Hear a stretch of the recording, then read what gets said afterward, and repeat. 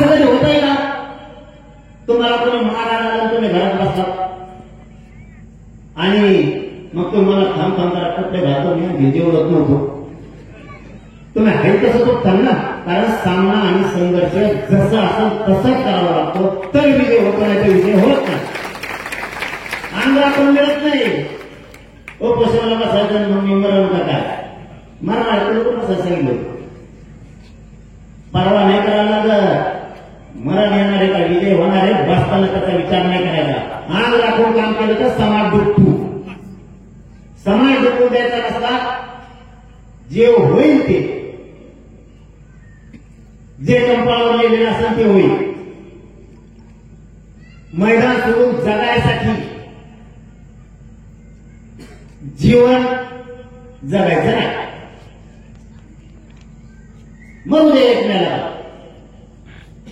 कळलं तर माझ्या समाजातली एक प्रसूती होती ना हे उद्देश मनात घेऊन रात्र दिवस नसतो नाही घेत महाराज आता नांदेडला दवाखाना होतो नाही थांबलो मला माहिती आहे आता हीच वेळ मला घेऊन गोळा करायची काही काही लोक आपल्या म्हणते काही काही तुम्ही घरी घरी जाणार तुम्हाला काय माहिती जेव्हा माझ्या समाजाशी वाईट बोलतो नाही इच्छा त्याला नीट बोलायचं तुम्हाला काय करायचं ना माहिती भाषा करते याच्या आधी काय गोळी सांगितलं नाही याच्या आधी मराठीला काय झालं नाही मोर्चे आंदोलन झाले नाही त्यांनी समजून सांगितलं नाही सरकारला कायद्यात घटनेत समितीनं आयोगानं शांततेत मोर्चे काढले हजारो बैठका पण घेतल्या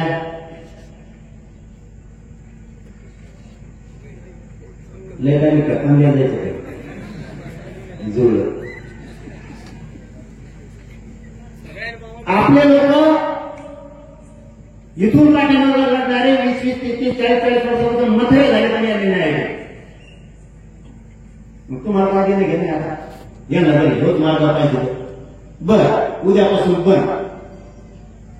घोडे लावायचा बंद करतो पण एक उत्तर द्या मला आता तुम्ही कसल्या सगळे आणि खरं उत्तर द्यायचा खोटं नाही तुमचे आई बापा घरात बसले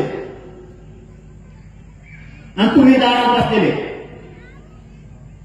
तुमच्या आई बापाला कोणीतरी शिवाय देतंय अपमान करतंय दारात बसलेलं पोरगं गप्प बसन का आणि ते पोरगं जर गप्प बसलं असतं तर मराठीचं पोटच नाही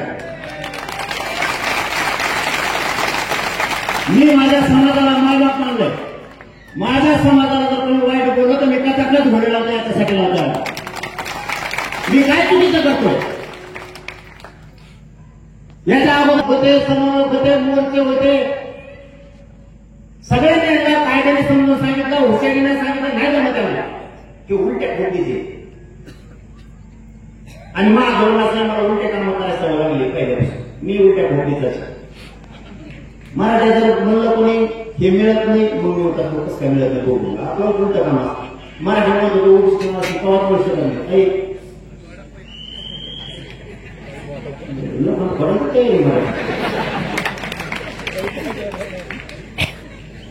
ओबीसीतून आरक्षणच मिळणार नाही मिळाला नाही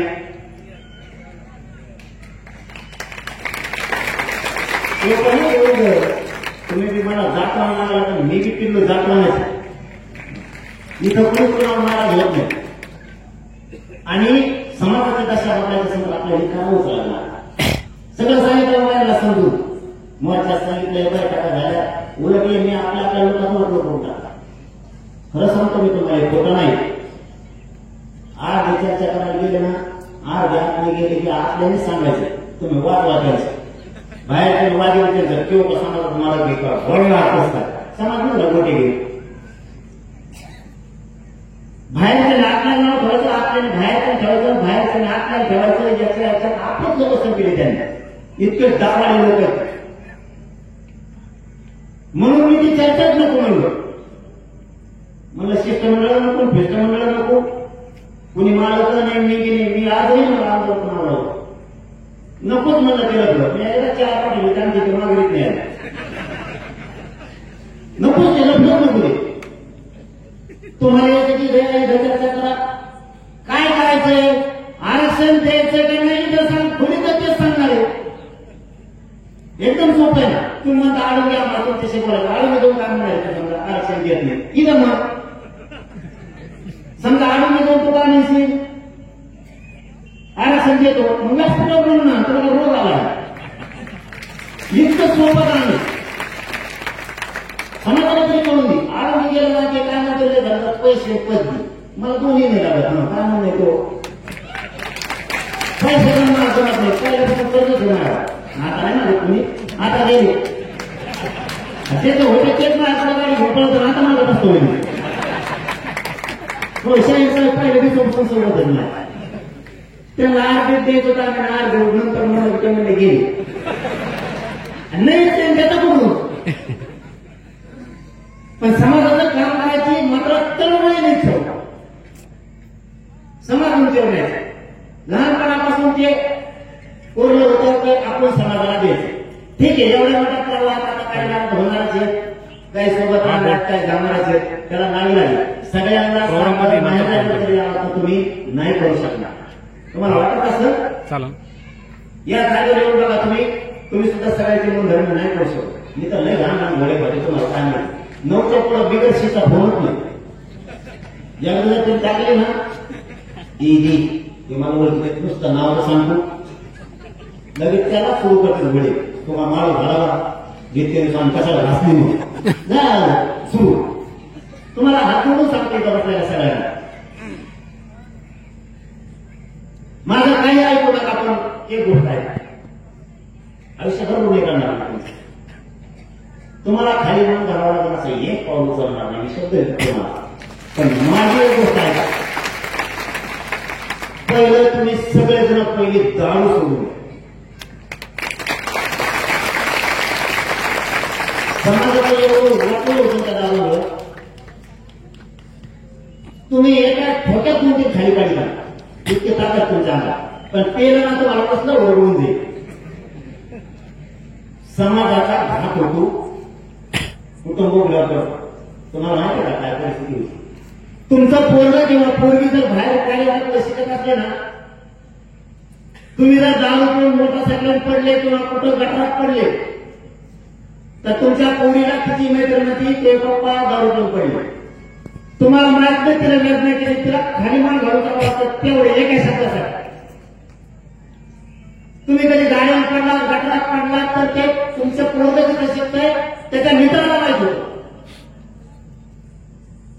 ते मित्रांनो तू आहे तुझ्या बापाचा हात मोडलाय ते दारू पिऊन पडले त्या पोराचं काहीच कापल्यासारखं होतं ना माझा झाला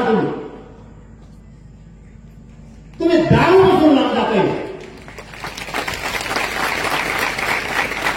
तुम्ही दारू सोडून गेला समाजात प्रगतीवर गेला. अरे इतका धाक आहे सकाळी गेलेला बाप संध्याकाळी कसाही लेकरा माराला घरावर घरी येईपर्यंत टेन्शन असतं फक्त दारू सोडा समाज सुधारला बऱ्याच दारू सोडल्यात नाही आता इथं पेटत कोणी आता इतकं तुम्ही काय सांगणार माझं शेवट तुम्हाला एक काम सांगतो आवाज येतो तुम्हाला हे जर दारू केले ना मला हळूहळू अंतर्गत एकदम सांगा यांचा असा नटो बाकाडी झाला मी निरोप नाही आपर्यंत यावर दुसरं एक काम करा बांध फोडायचं कमी करा असे बांध भूमिकेत घेण्या देण्याच्या पाहिजे तात्पुरत्या घरातले लोक बोलून करावं यापर्यंत तुम्ही जरा कमी सांगा लोकांनी आपली नसोय केली ही जात रागीत आहे हिला थोडा मोठ्यापणा जर भर केलं ना देता लागेल म्हणून तुम्हाला माहिती विनंती आहे आपण आपल्या बांधा फोडायचे कमी करा एक एक फूट सोडून द्या काय होत नाही आपल्याला आपला बदल करावाच लागणार आहे त्याशिवाय पर्याय नाही कुणी कोणाचं नाही सिद्ध झालं या 2 वर्षात ज्यांना आपण आपले म्हणत होतो ना ते आपल्या विरोधात गेले आरक्षण नाही पाहिजे म्हणते मिळून देऊ नका आमच्यात नको तो यात नाही कोणाचं करू एवढा दर पण जास्त नाही बोलत आमचं बोलत मी ते जास्त बोलत नाही बाकी म्हणतात की नाही पातळी सोडून बोलत आहेत असं म्हणतात. खूप छान बोलत नाहीत ते पातळी सोडून बोलतात. म्हणजे तसंच असतं मग आपलं पातळी साताऱ्याचं लागलं. तुला मी सांगितलं हिंदू आहे ना तुम्हाला किती सोपं गणित आहे. हिंदू आहे तुम्हाला हिंदू जगवायचा हिंदू मोठा करायचा आणि हिंदू आहे ना आरक्षण देताना हिंदूची लोक करतोय मला आणि जे आमचं शत्रू तो पाय वाटतोय केळं वाटतोय. ही रिअल परिस्थिती आहे. तुम्हाला सत्य मानावं लागणार आहे नाकारून नाही चालणार. ज्यांना आपण आपल्या म्हणत होतो ते आपल्या पोरांचे मुद्दे पाळणार आरक्षण मिळून द्यायला तयार नाही. सगळ्यांनी फैल तयार केली. आता त्यावेळेला 150 जणांची केली होती. का मला विरोध करायचा 150 होती 500 नाही पाचशे पाडल्याला थांबणार नाही. किती काही होईल गेलो आरक्षणाचा अन्याय तो कशाला मागे नाराज विरोध केला एवढ्या वेळेला समजून घ्यायला पाहिजे. आपण विरोध केला तरी मराठा आरक्षणात गेली त्याच्यापेक्षा कशा महाराजांना घ्यायची विरोध राहिले किती आता 7-8% राहिले किती राहिले ते मी आता घाला लक्षात 29 ऑगस्टला मराठी आरक्षणात गेले म्हणजे गेले. आता एक 2-3 कामं सांगतो तेवढे करा. एकाने बसायचं नाही. पहिलं काम इथं बसलेल्या प्रत्येक माणसाजवळ 1000 नंबर मोबाईलवर आहेत का नाही. त्याच्यात 500 मराठीत असतात. रोज एक दंगा उठवायचा. प्रत्येकाने फक्त फोन करायचा एकमेकाला मी मुंबईत चाललोय तुमचं किती सोपं गणित आहे. एखाद्या माणसाला जर 50 फोन आले तो सकाळी फोन करून तुम्हाला म्हणतो आता करतो मला फोन करू 100 फोन आले आता मुंबईला येतो आपण फोन करू. दुसरं काम हे महत्वाचं आहे. मराठा समाजातले गावातले सगळे राज्यभरातले ग्रामपंचायत सदस्याला सांगायचं मुंबईला चल.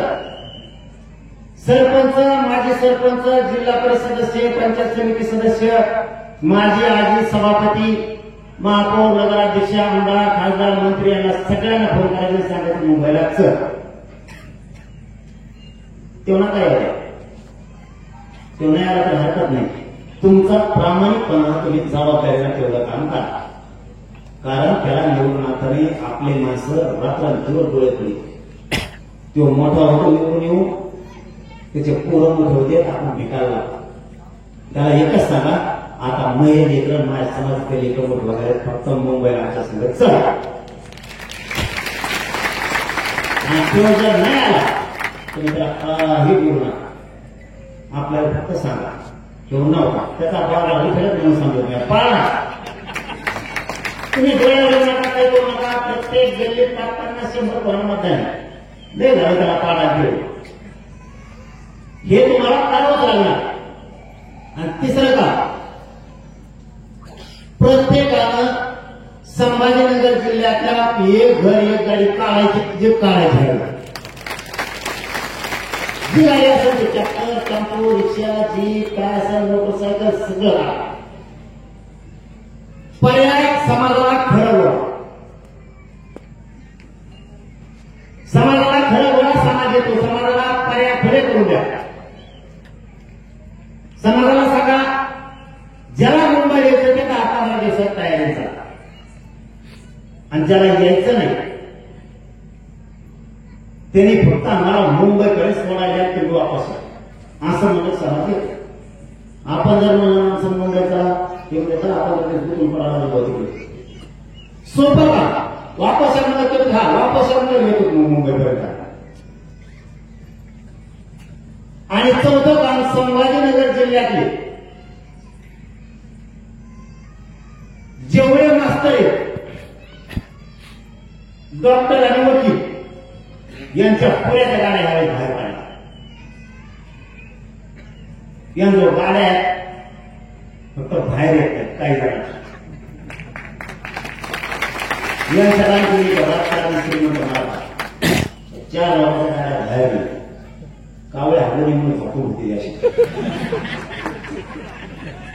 एवढे वेळेस त्यांच्या बाहेर काढायला सांगायचं. ते सगळी मदत करतात आपल्याला, सगळं सहकार्य करतात, फक्त गाड्या बाहेर येते का? बाहेर काढायचं त्याचं काढायचं. 1 लाख मास्तर तास राज्यात, 1 लाख डॉक्टर, 1 लाख वकील, 3 लाख गाडी द्यायचं झालं. नुसते ड्रायव्हर खाली बोलले तर 3 लाख होते, आणि त्याच्यात 4-5 वर्ष 10 लाख कोटी ते शेतीची झाली. आपल्याजवळ वस्तू असून तो वापर नाही करणार. गरीबाच्या लेकर टाका होते, टेक्नॉलॉजी असते, तिकडे डीजे लावते जाते. आमचं म्हणणं आहे तुम्ही महत्वाचा घटक घ्यावे. सगळे नोकरला पोलीसमध्ये असेल, तहसीलमध्ये असेल, आरोग्यात असेल, रेल्वेत असेल, कर्मचारी वर्ग जेवढा असेल ना, तुम्ही तुमच्या ड्युटीवर थांबा. तुम्ही आमच्याकडे गाडी देऊ नका, पण तुमच्या चुलते पुतणी मेवणे सासरे बसून फोन मंडळ पाठवा, आणि ते आपल्याकडे देत नाही, आणि त्यांनी देऊ पण नाही. आपण अपेक्षा नाही करेल, कारण ते बुद्धिजीवी वर्ग आहे आपल्याला. ते आपल्याला देत नाही, तर त्यांची काही चुकून आपण पुढे खडकून आणतो गाडी गेली. त्यामुळे ते देत आपण घडणार हानी तर नाही, तर आपण स्टेरिंग सोडून घेऊन राम त्यामुळे ते आपल्याला देत नाही. आमच्या आता देऊन देण्याचा मानतो मी, पण तुमचे कामगार मित्र तुम्ही मुंबईला पाठवा, मग ते पाठवा. इतकी संख्या आहे, आणि यावेळेस 800 मुंबई लोक येणार. मी आता अंदाजा घेऊन आला पश्चिम महाराष्ट्राचा, विदर्भाचा, मराठवाड्याचा 40 निघाला. इतके लोक येणार आहेत ना, फक्त निवेदन तुम्ही व्यवस्थित करा. प्रत्येकाला एक गाडी सांगा, सोडून मुंबईला म्हणा, अडचण भेटेल. टेन्शन घ्यायची गरज नाही कसलंच. डॉक्टर वकील यांना पण सांगा की तुम्ही तुमच्या गाड्या तिकडे घ्या म्हणून तुम्ही फोन करा ना. ज्याला बाहेर फिरायची भीती वाटते, राजकीय नेत्याचा काही त्रास नका, तुम्हाला सांगा बरं. कुणी लपवून ठेवू नका. संभाजीनगर जिल्ह्यातून महाराष्ट्राच्या सगळ्या मराठ्यांना सांगतो, एखादा राजकीय नेता, मंत्री, खासदार, आमदार जर म्हणत असता मोर्चाला जाऊ नको किंवा हळूच फोन करून त्याचा कार्यकर्ता सांगत असला तर मला सांगा, त्याच्या दुकानाचं पुनर्प्लावाची जबाबदारी माझी. असं किती मोठ्या बापाचा असू त्याला निमित्त करतो, पण तसं शिकवतो नाहीये. मला वाटतं तसं होणार नाही, कारण सगळे आता जागे झाले. सत्ता असते म्हणून काय झालं? सत्ता आहे म्हणून कोणाचं पुढचं शिक्षण मोठं होत नाही, कोणापुढे नोकरी लागत नाही. सत्ता असली तरी आरक्षणाचीच गरज आहे. मुंबईला सगळी तयारी केली आपण. यावेळेस सगळे बाबा लावले, नामांक बाबा घेतले शहर कीर्तनाला, संध्याकाळी कीर्तन नामांक गायक आणले, वाजवणारे आणले, नाम खरा खडताना शाहीर जबरदस्त आणले. दुपारच्याला शाहीर, तिसरा पाचला संगीत भजन, असे गायकांना डेंजरला तुम्ही फोटो बघितला व्हायरल करणारे ते कॉमेंट डेंजर लाखाला सुटायला पाहिजे. त्यांना सांगा 8 महिने देणार, ते म्हणजे खोटा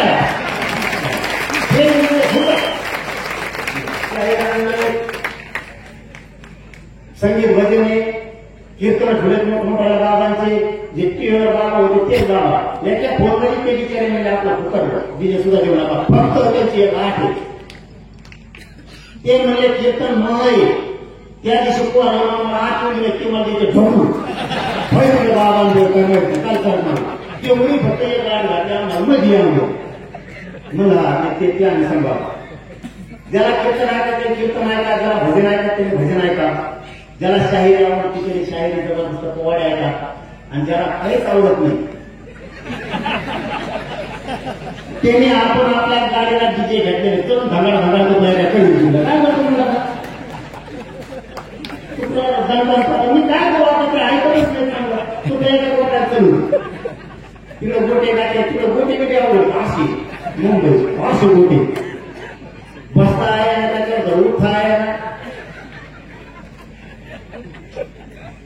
ह्या महिन्याला दिलंच ना चॅलेंज, देवेंद्र फडणवीस चॅलेंज दिलं ना, काही बोलणं नाही त्याला.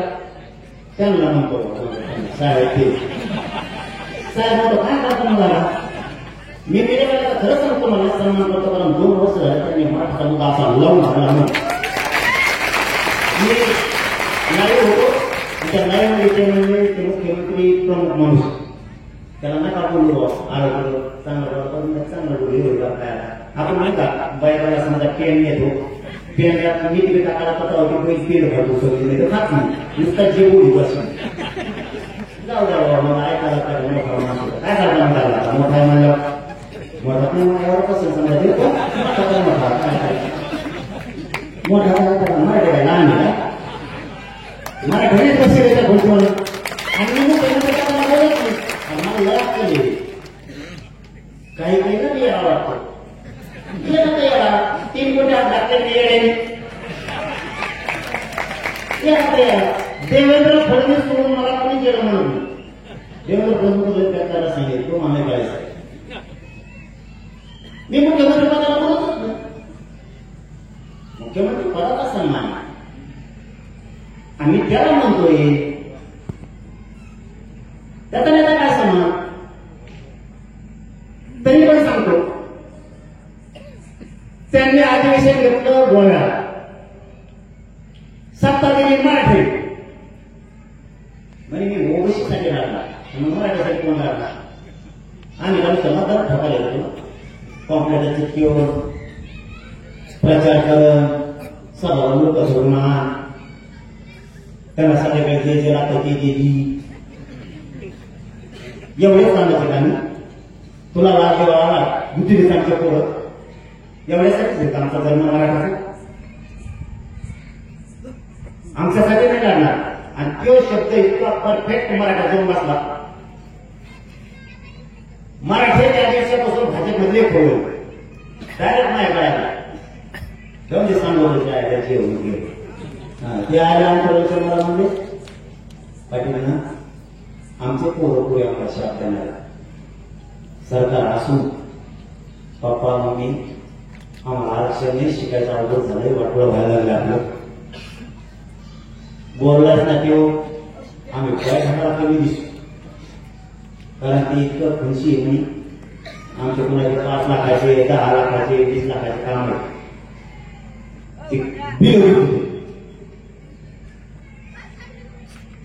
त्याच्यामुळे आम्ही इथं दिसणार नाही आपण मुंबईत 100% दुसऱ्या दिवशी कोणाकडे बसायचं मराठी मुंबईत येणार त्यांनी सांगितलं पोलिस बघून घेते खबर मराठी काय बघून घेते काय वर्षी बघायचं बोली काय वर्षी काय लागणार त्याला कसं वागायचं मागं सरकत तर लेकराचं वाटलं होतं आमचं पुढं होतं तर तू हल्ला करतो तेवढा आमचा शत्रू एका वैरी आहे तुझ्या आईला आधी नाही बोललो आम्ही आधी आमच्या आईवर हल्ला केला तू तुझ्या आईला आम्ही आधी नाही बोललो तुझ्या सरकारला नाही तुझ्या पक्षाला नाही आमच्या आया बहिणीच्या डोक्यात तू फोडल्या आधी तेव्हाच आम्ही बोललो तुझ्या घरातल्याला इज्जत आहे आणि आमच्या आईला इज्जत नाही काय आमची माया भावनी राबा बाबतीत देशाला पोटला धान्य देखील तिच्या डोक्यात आणण्यासाठी तुम्ही गोळ्या घालणार आत्ता गोळ्या निघत नाही कारण आम्ही पोरं पाठवलं इथं त्याला शिवली त्याच्या हाताच्या मासाला असे एवढ्या त्या मासाच्या गोळ्या चिटकून बसल्या दोन्ही वेळे हाताला बोंबा त्याच्या पोरगा फडणवीस आहे तुम्हाला काय होतं बोलायला वेदना माझ्या समाजाला आत्महत्या माय पोर आणि पोरी करतात मराठी जोरदार फायदा नाही पोलीस असं करते तसं करतील झालं ते का आता आज आमच्या डोळ्याचं पाणी नाही थांबत हे इथं बसले येते वयाच्या बाहेर कधी बायको निघली नाही नाक तुम्ही निघाल तिथं नाक देवेंद्र फडणवीस दुसऱ्याला सांगणार लेकराचं कल्याण होईल म्हणून आमची माऊली त्यांचं नाही तुमचं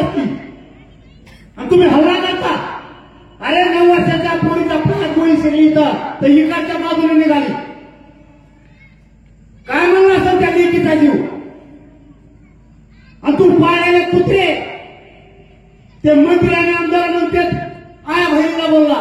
अरे आमच्या आई बहीण नाही काय, तुला तुझ्या नेत्याची पोरगी वाटती, बायको वाटती, आणि नेत्याची आई तुला आई वाटती. आमची मराठीची आई तुला आई नाही वाटत. मराठ्यांना मी जाहीर सांगतो, मी नाही सहन करू शकत. जातो आला दे. कमायला नाही आलो,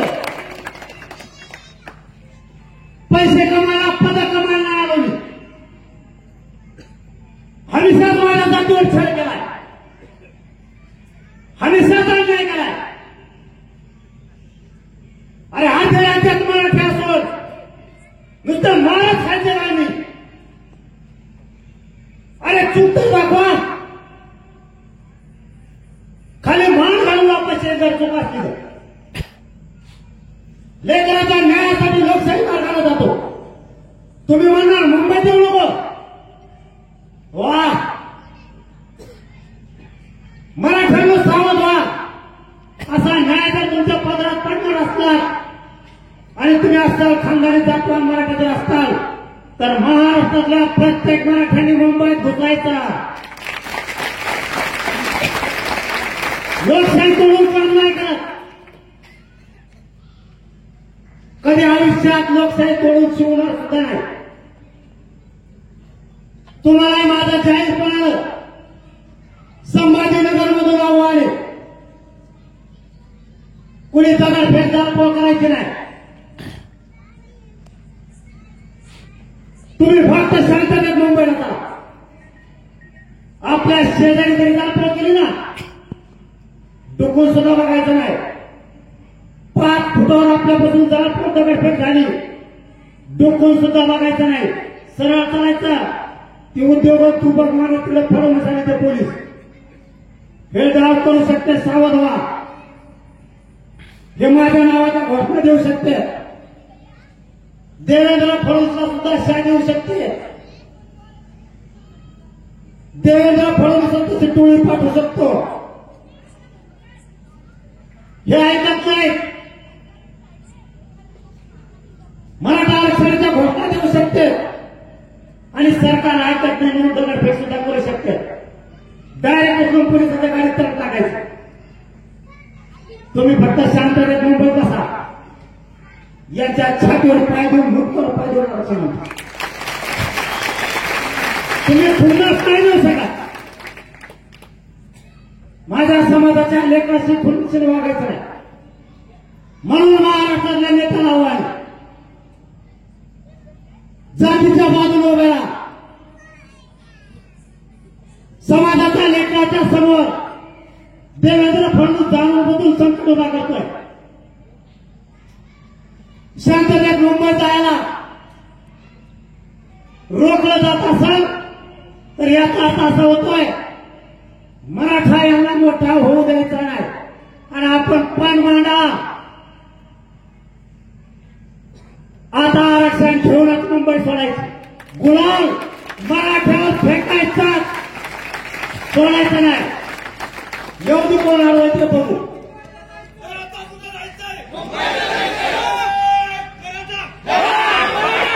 जर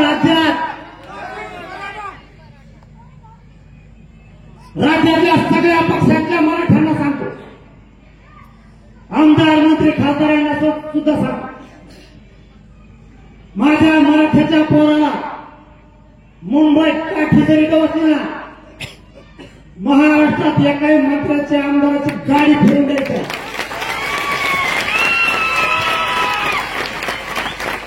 पांढरा रस्ता सुद्धा राज्यातला सुरू करायला पाहिजे. राज्यातलं आंदोलन सुद्धा शांततेत,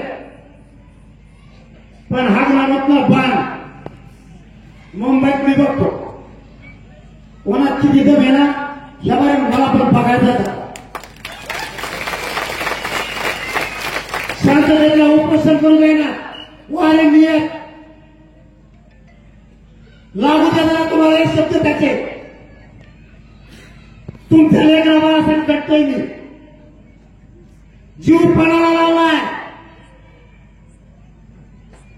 समाजाच्या लेकराकडे आत्महत्या करायची पाळी येऊ नये. चंद्र सूर्य आहे तोपर्यंत त्याला आयुष्याची भाकरी द्यायची म्हणून झुकतोय. रक्त जातो उपाशी तपासला आपल्या लेकरासाठी. मायबाप मराठ्यांनो, कधी मरण मला माहित नाही. मी खोटं बोलत नाही. मी तुमचा लई थोड्या दिवसाचा पाहुणा आहे. पण माझ्या समाजाला आणि जातीला जिंकू लागा एवढी हात जोडून विनंती माझी. पर्याय नाहीये. समाजाच्या पोराचा आक्रोश आहे. समाजाच्या पोरांना आता कुठं वाटतंय आरक्षण मिळालं तर आम्ही मोठे होऊ. आमच्या पोरी मोठ्या होत्या. आमचाही संसार सुखी होईल. लेकरं समाधानानं सुखानं जगतील. आरक्षणाशिवाय नाही जगणार. तुम्हाला शेतीला जोड. लेकरं व्यवसायात आणि नोकरी असले पाहिजे. देवेंद्र फडणवीसला जाहीरपणे सांगतो,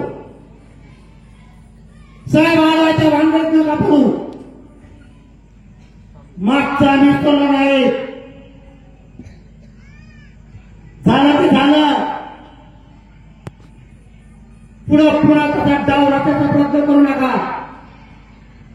बेकार मुश्किल होईल. या मराठ्यांच्या जेवणामध्ये हात लावू नका. खाक होता खाक.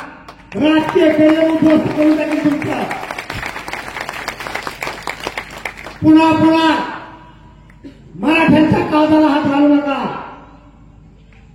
शेवटी मराठ्यांना तुमच्यापेक्षा लेकरं बाळा आमच्यासाठी महत्वाचे आहेत. सत्ता येत राहील जात राहील. तुम्ही निवडून येताल पडताल. पण एकदा माझ्या मराठ्यांच्या पोराबाळाचं शिक्षण आणि नोकरी जर गेली, आरक्षण केलं तर पुन्हा नाही मिळणार. लक्षात ठेवा मराठ्यांनो. म्हणून आता हटू नका. मिळेल त्या रस्त्यानं, मिळेल त्या वाहनानं तुम्ही मुंबईकडे जा. मुंगीला सुद्धा घुसता आला पाहिजे. त्या ताकदीनं मुंबईत घुसा. लाट उचलली पाहिजे मराठ्यांची लाट. हा संघर्ष करण्यासाठी तुमच्या पोराला असं इतका इमानदारीला तुमच्या लेकरा बाळासाठी लढतोय. हटत नाही. माझ्या हडकाला सुद्धा शिराच्या टाकल्या. जागे व्हा. नांदेडमध्ये मला सवय नाही लागली. मोठमोठ्या मराठ्यांचे डॉक्टर आले. नाही सरायला लावू शकले ते. 8 जागेवर पोहोचले. नाही सरायला लागली. तुमच्या लेकरा बाळासाठी जगतोय आणि तुम्ही पक्ष आणि नेता म्हणत असता तर लेकरांचं वाटलं करू नका. माझे इतके हाल आहेत. ना रक्त राहिलं ना मांस. मला ते कमवायचं पण नाही. रक्त मांस कमवायचं नाही. ताकद कमवायची नाही. मला पैसे पुरा कमवायचे नाही. माझ्या समाजाचे लेकरं बाळा हे मला अधिकारी झालेलं बघायचंय. यासाठी रात्रंदिवस झटतो आणि जगतो. तुम्ही कोणाची वाहवा करताय? जो तुमच्या पोराचा वाटोळ करताय ते सरकार. सरकार कसं असावं? ज्याला समाजाच्या आक्रोशाची जाण असावी. गोरगरीब लेकरांचं काय म्हणणं आहे? काय घेत आहे काय घेत नाही त्याला सरकार म्हणलं जातं. तो जाणून घेतो.